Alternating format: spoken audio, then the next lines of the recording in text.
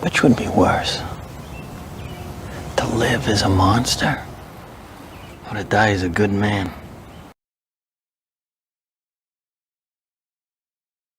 Everybody, welcome back to Milkshakes Markets Madness, the show about the dollar, the show about the monetary system, and sometimes the show about Brent Johnson. And in fact, what we're about to do here is introduce a new segment that I'm very excited about called WWJD, What Would Johnson Do?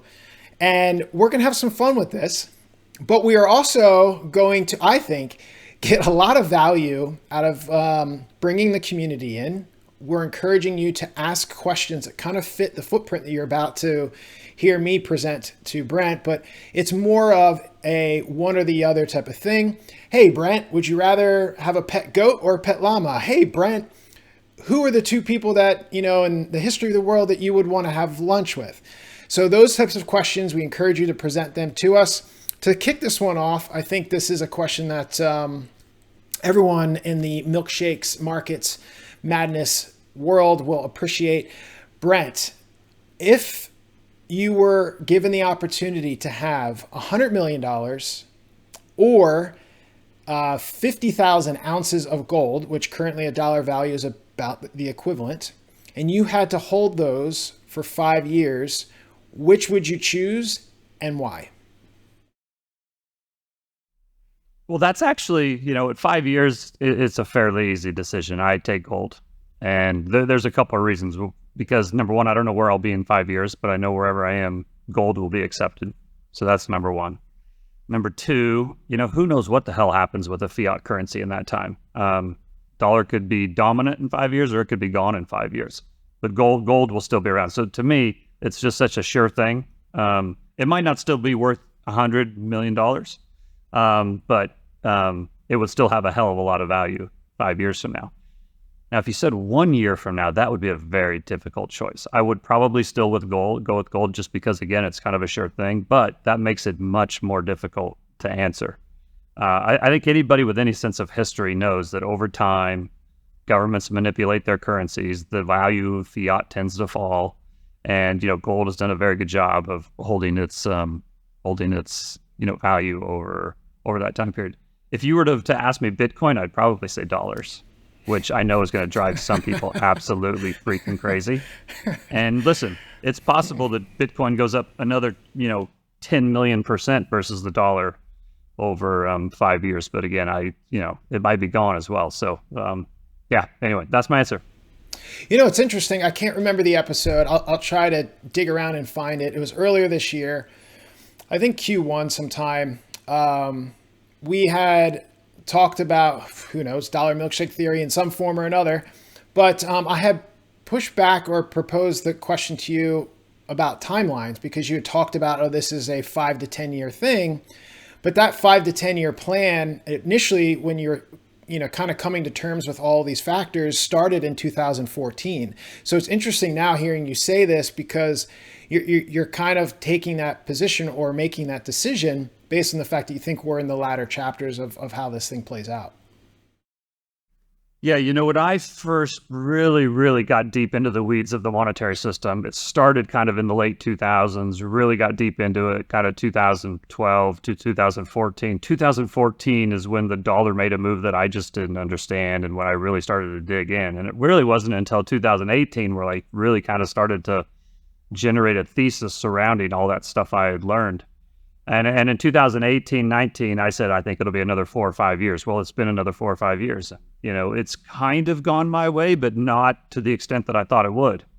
And so, it's just, it's one of these things with markets and macro. It always takes longer than you think it will. And, the market can stay irrational longer than you can stay solvent, all that kind of stuff.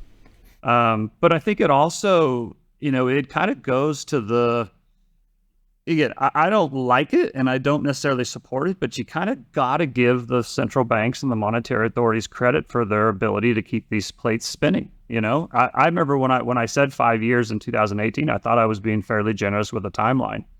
But, they're able to just keep kicking this thing down the road. So I'm not going to sit here and say they can't do it for another 5 years. It's hard to see it going more than another 10, but, that's why you got to play the game. We'll have to wait and see. Well, and also in recent conversations, you made the point to clarify what risk-free means. And that risk-free is not that you're going to get your the same value back, and that there's not going to be a change in the value of that asset's price, specifically speaking, bonds and U.S. Treasury bonds. But the point of the risk-free is that you're guaranteed to get your money back. So it's interesting the way that you framed your answer here, because what you're actually really saying is that in your mind, at least over the next 5 years, gold is really the risk-free investment that, you would take if you had really pick anything, not just the two I gave you. Yeah, and again, this is something that I've really kind of had to come to terms with over the last 15 years as I've really just kind of dug into the whole what is money issue to begin with and the different types of monetary systems. And, in a free market where everybody's just free to choose what they transact in, and there's, competing different forms of money, I believe gold would rise to the top and be what the market chose as money. But the reality is that's not the world we live in. And we've never been in that. Even in cases where we've been on a gold standard, we've been on a gold standard because that's what the governments wanted us to be on. So even though it was a decision that the market agreed with, it was still kind of a fiat decree.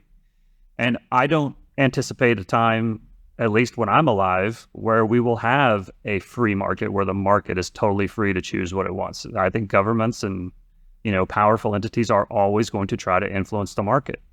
And, I think they are going to, demand that at least their wants and desires to try to be implemented into the market. It doesn't mean that they won't fail. But the idea that they're just going to step back after all they've done for centuries, literally centuries, and then all of a sudden just say, yeah, you guys can just use whatever you want. I think that's extremely naive.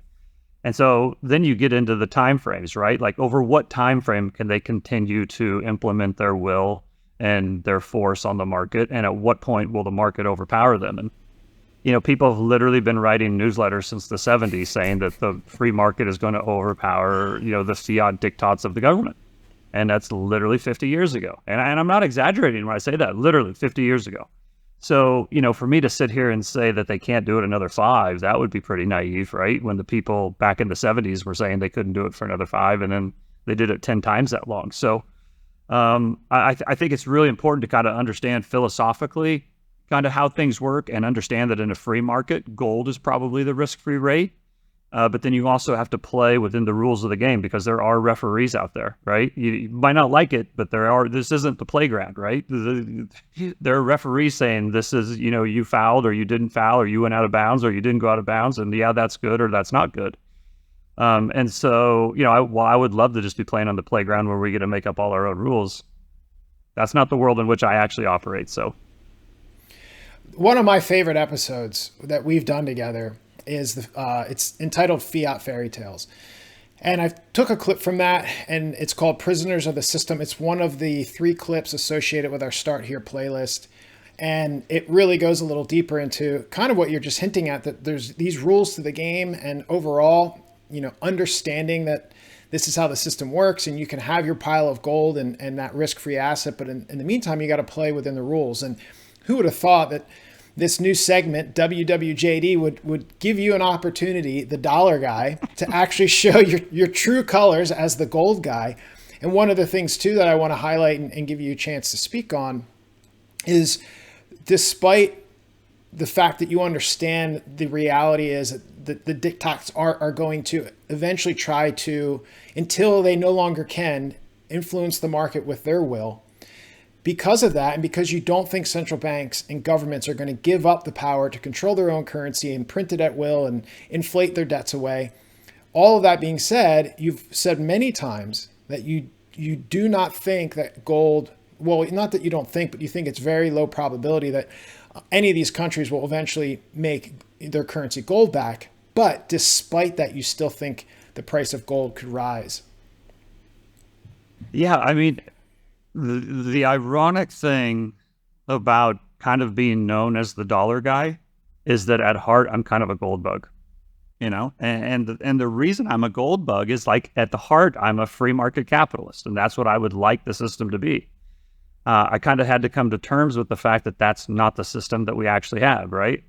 And part of the reason that I have pounded the table on the dollar as hard as I have is that I know a lot of people in the gold world. I've met a number of investors who are invested in gold at conferences, at different events that I've been to. And both the people that work in the industry and the people that invest in the industry, I think, are some of the most well-intentioned, hardworking, and, trying to do good in the world people I've ever met. And so I have tremendous respect for them. And however, right, but it's because I feel that way about them that I actually want to help them, and I want to give them. I don't know. I don't want to use the word good because that's for other people to determine, but some more well-rounded advice maybe is the right way to say it, to help them get through the path that eventually leads to the end game. Because I feel like in some ways they've been caught in this system, not this system, but in the gold system that, just they're going to wake up tomorrow and fiat's going to be gone and gold is going to be at $50,000 and they're going to be flying around in private jets and everybody else is going to be poor. And I just don't think that's the way it's going to go. And so trying to get them to understand that you can be both a gold bug and understand that gold in a free market kind of underlies everything, and also understand that, to get to that end game that you think is paradise, you're going to have to traverse the dangerous paths of the fiat world. I want to help them understand that path through the fiat world, because I think a lot of people are going to get blown up before they get to that paradise, right? And so it's kind of ironic that this is what it's become. But and the other reason that I focus on the dollar as much as I do is I literally think it is the single most important variable in understanding what happens with the overall global markets. I don't think you can get everything totally wrong on the dollar and then get everything else right on the markets. I think if you get the dollar right, or at least understand how it works and how it affects the global economy, you have at least a little advantage over everybody else in what's going to happen in global markets. Yeah, look, I mean, the thing I want to circle back on, which I was hoping for you to address in that question, I mean, what you said was excellent and very necessary to point out. But the thing that you've highlighted, I think somewhat sporadically, although I think it's always been a very profound statement for me when I first heard you say it, is that you kind of are this gold bug, like you said, but you're a realist, and a realist in the sense of, people don't give up power once they have it.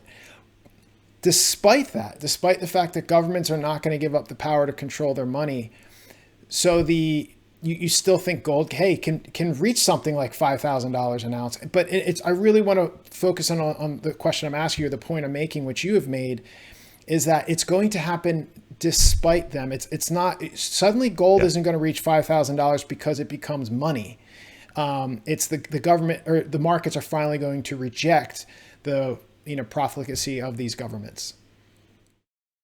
Yeah, and listen, is it possible that governments, all of a sudden become these altruistic institutions that are, populated by well-intentioned people? Sure, it's possible, right? I put that very low down on the probability list, but it's possible. So I'm not going to say that gold can't become money officially. I just think it's extremely, extremely low probability that it does. And to your question, the point I've tried to make is that gold will go to 5,000 or maybe higher, not because governments get smart and do something good, but because they do something foolish and fail, right? That their failure is what's going to lead to gold going higher, not, these BRICS countries getting together and pulling off some super strategic, plan that they've hatched. And it's not going to come because, Biden or Trump or whoever it is decides all of a sudden we want to have a gold-backed currency. Awesome, Brent. Well, I appreciate it. Hopefully everyone enjoyed the first edition of WWJD. We look forward to you commenting, sharing your thoughts on this conversation specifically, as well as sharing some questions, if-thens, one or the others type of proposals that Brent and I can discuss in this segment. So thanks again, Brent, and we look forward to seeing everybody soon. I love gold. The look of it, the taste of it, the smell of it, the texture. This show is provided for entertainment and informational purposes only. It should not be relied upon as legal, business, investment, or tax advice. Neither the hosts, guests, nor any funds they may manage intends to make an offer or solicitation for the sale or purchase of any specific securities, investments, or investment strategies.